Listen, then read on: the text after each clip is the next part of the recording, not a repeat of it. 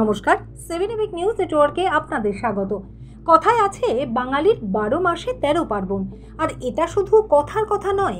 উড়িষ্যা সহ বাংলা জুড়ে মহা সমারোহে পালিত হচ্ছে রথযাত্রা উৎসব। বলা ভালো, প্রভু জগন্নাথের রথের রশিতে টান পড়া মানেই দুর্গাপুজোর শুভারম্ভ। আজ সকাল থেকেই পুরী সহ এ রাজ্যের বিভিন্ন জায়গায় ঐতিহাসিক রথ দেখতে ভিড় জমাচ্ছেন উৎসুক মানুষজন। তবে জানেন কি, আমাদের বাংলার বুকেই রয়েছে সব থেকে ক্ষুদ্রতম রথ, যা দেখতে হলে প্রয়োজন পড়বে আতশ কাঁচের। কি বিশ্বাস হচ্ছে না তো?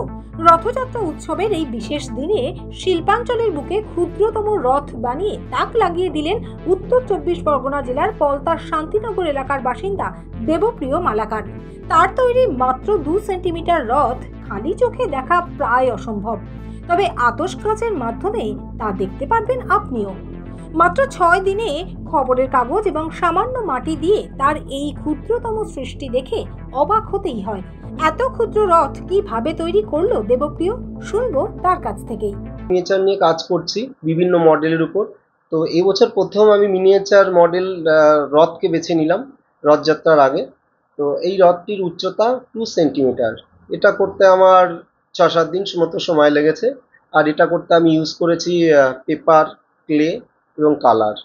ইচ্ছা আছে ভবিষ্যতে এক্সিবিশন করার এবং সেখানে আমি দেবো যাতে দর্শক সেটা দেখতে পারে। আগামী দিনে কি কি করেছেন এর আগে আমি মিনিয়েচার নিয়ে দুর্গা মূর্তি অনেকবার করেছি।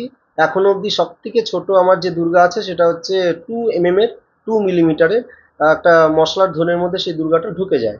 আর তারপরে বিভিন্ন রকম মানে কি বলবো, এই মনীষীদের ছবি, এই মণির মূর্তি, এটা রবীন্দ্রনাথ, মাদার টেরিজা, তো এরকম অনেক কিছুই করেছি।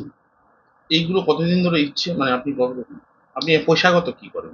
আমি পেশায় অ্যানিমেশন করি এবং পেন্টিং করি, এক্সিবিশন টিশন করি এবং আমার আঁকাও শেখাই, আঁকার স্কুল আছে। এইগুলো আগামী দিনে কোথায় দিতে চান আপনি?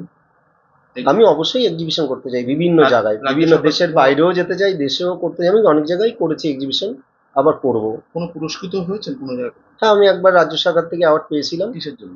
ওটা মুসুর ডালের উপর একটা সরস্বতী বানিয়েছিলাম। পলতা থেকে সুফল মজুমদারের রিপোর্ট, 7 এবিক নিউজ নেটওয়ার্ক। আরও বিভিন্ন খবরের আপডেট জানতে হলে অবশ্যই সাবস্ক্রাইব করুন 7 এবিক নিউজ নেটওয়ার্ক চ্যানেলটি, কারণ আপনাদের একটা সাবস্ক্রিপশন আমাদের কাছে অত্যন্ত মূল্যবান। জয় হিন্দ।